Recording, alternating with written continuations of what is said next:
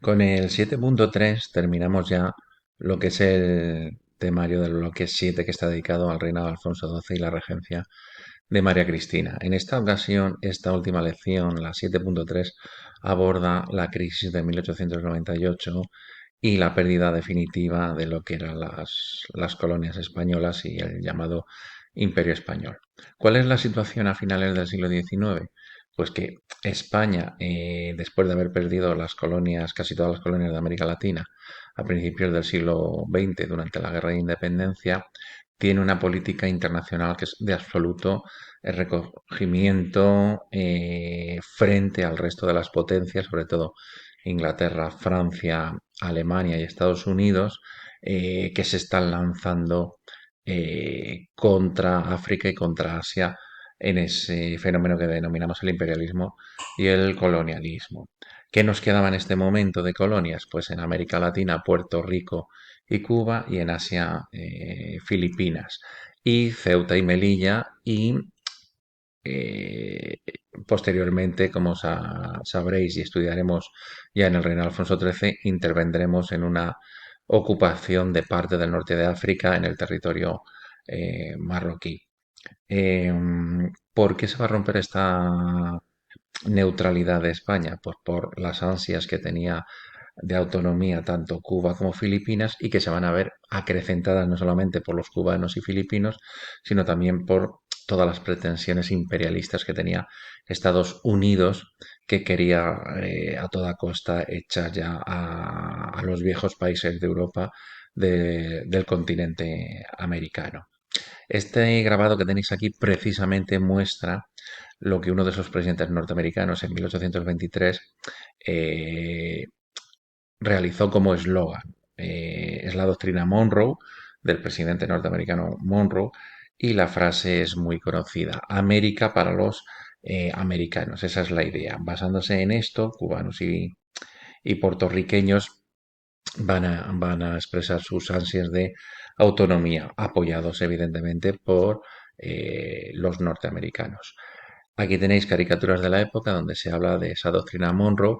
Al otro lado de la valla, o sea, la vieja Europa, están las grandes potencias, el tío Sam, que es la representación de Estados Unidos, cuidando a las jóvenes repúblicas de Sudamérica, que se las representan como un niño, puesto que son muy jóvenes, recién creadas en el siglo XIX. Y esta otra, quizás la recordaréis, también hablando de las ansias imperialistas que tenía la vieja Europa, en este caso sobre China, el imperio chino, la reina Victoria de Inglaterra, Otto von Bismarck, el canciller alemán, el zar Nicolás II del imperio ruso, una alegoría de Francia y el imperio japonés. En estas situaciones en la que se encuentra en este momento España. Además, España va a sufrir las consecuencias de un fenómeno de la prensa que surge en este momento, que es lo que llamamos popularmente como la prensa amarilla.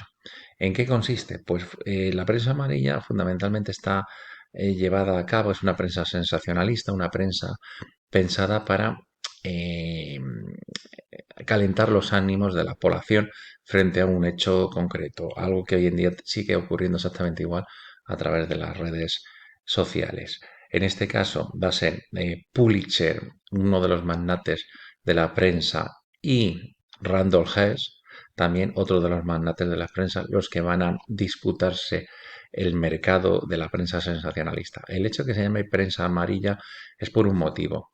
Se crea en este momento por Pulitzer un cómic para adultos, porque realmente no es para niños, que se llamaba y se llama, porque todavía existe, The Yellow Kid, el chico amarillo, que es un niño chino muy ingenuo que siempre dice las verdades como propio de cualquier chiquillo. Es un cómic muy irónico y desde esta revista se va a empezar a criticar abiertamente a España, al viejo continente, la ocupación de Cuba. En esta otra caricatura es simplemente la lucha entre Pulitzer y Randolph Hearst por dominar esa prensa sensacionalista, sobre todo enfocada hacia la guerra de Estados Unidos contra España. Os sonará Pulitzer. Aquí tenéis su premio. El premio Pulitzer es uno de los premios de periodismo más importantes del mundo. Lo crea lo crea él. Y Randall Hearst, a lo mejor os suena si sois muy cinéfilos, porque años más tarde este actor y director de cine norteamericano Orson Welles va a hacer una película dedicada a la vida de este magnate de la prensa. La película se llamó Ciudadano Kane. Bien, ¿cuál va a ser la situación ya en 1898? Bueno, pues España y Cuba ya han mantenido varios encontronazos, varias refriegas. Por ejemplo, la Primera Guerra de Cuba la podemos establecer de 1868 a 1878, que se desató a partir del grito de Yara. Aquí tenéis un grabado de esa representación simbólica de ese grito de Yara y que terminó con la paz de Zanjón.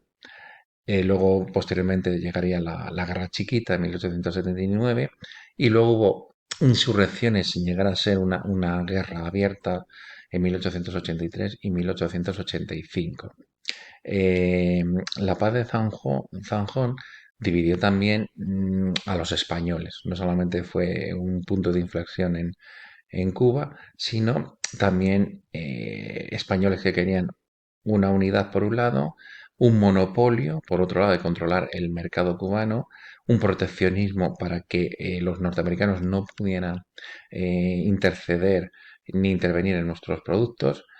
Y los criollos, por otro lado, cubanos, lo que querían era una autonomía, eso sí, dentro de la soberanía española. Lo mismo que habían pedido los criollos a principios del siglo XIX, y un libre cambio, la posibilidad de ellos mismos negociar sin necesidad de tener que pedir permiso a España.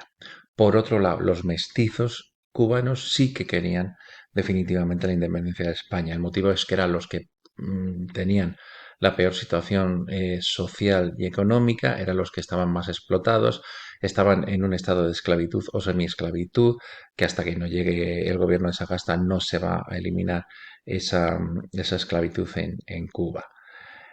Antonio Maura, ministro en ese momento de ultramar, de exteriores, para que así lo entendáis, y que luego será presidente del gobierno en época de Alfonso XIII, pues en 1892 ya presentó un prototipo de proyecto de autonomía para Cuba y Puerto Rico, en el que a los criollos, de esta manera, tuvieran cierto poder y se pusieran de parte de España. El problema fue que chocó con el presidente del gobierno en ese momento, que era el presidente conservador Antonio Cánovas, que no querían en absoluto que se le concediera ningún tipo de autonomía. Aquí tenéis caricaturas, repito, de la época y algunos de los personajes principales, Martínez Campos y Antonio Maceo, como líder cubano. Sabéis que se enfrentaron y que firmaron una paz, la paz de Zanjón. Al final, después de Antonio Maceo, le va a sustituir a otros dos personajes. José Martí, que será el líder civil, que era un profesor, un maestro y poeta de escuela, y Máximo Gómez, que va a ser el líder militar. Ellos van a fundar un partido revolucionario de Cuba en Nueva York, en el exilio, y van a redactar lo que se llama el Manifiesto de Montecristi, en el cual sienta las bases de lo que tiene que ser la definitiva rebelión de los cubanos contra los españoles. Y son los que van a promover en 1895 estos dos personajes que tenéis aquí. Repito, José Martí, el líder civil, y Máximo Gómez, el líder militar, van a promover a través del grito de Baire esa rebelión definitiva. En 1896 también va a estallar la rebelión en Filipinas, y en este caso, bueno, pues se inspirarán en José Rizal y en Emilio Aguinaldo. ¿Qué va a hacer España? Pues España va a responder de una forma contundente enviando alrededor de 200.000 soldados de vuestra edad al mando de Martínez Campos. Cuando Martínez Campos dimita porque ve que la situación no es posible sostenerla, le va a sustituir Valeriano Weile, que va a actuar de una forma absolutamente represiva y durísima y va a crear una imagen terrible de los españoles. En 1897, después de esa política absoluta de represión, se destituirá a Bayler y se va a intentar buscar una política más suave, concediendo la autonomía a Cuba, promovida por Sagasta y a la muerte de Cánovas. Aquí tenéis a José Rizal, que es el líder filipino, y a Emilio Aguinaldo, que también es el otro líder filipino. Y aquí tenéis a Valeriano Weyler, que es este hombre que va a llevar a cabo una política represiva muy fuerte, repito, en la isla de Cuba. Martínez Campos, repito, otro de los personajes que ya conocemos, que sabéis que consiguió la paz de Zanjón, aunque ya os decía en anteriores vídeos que fue una paz eh, relativa nada más. El sistema que utilizó Valeriano Weyler para ser tan represivo, pues fue el sistema de las trochas. Esta es la isla de Cuba y las trochas ¿en qué consisten? Pues en hacer, ¿veis estas líneas rojas que atraviesan toda la isla? La isla de Cuba es muy estrecha, con lo cual es muy fácil atravesársela de lado a lado, de norte a sur, en muy pocas horas o en un solo día.